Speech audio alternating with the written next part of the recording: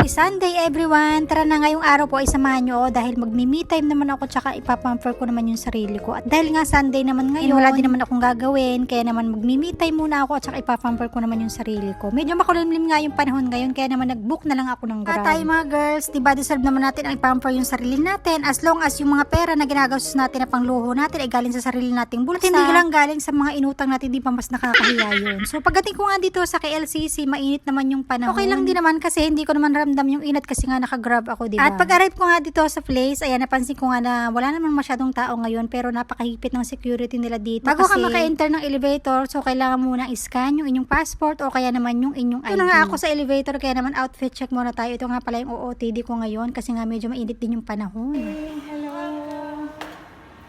At andito na nga po ako sa loob. Bali yung gagawin nga po pala sa akin ngayon ay magpapa-eyelash extension ako. And magpapa-touch up na nga rin pala ako na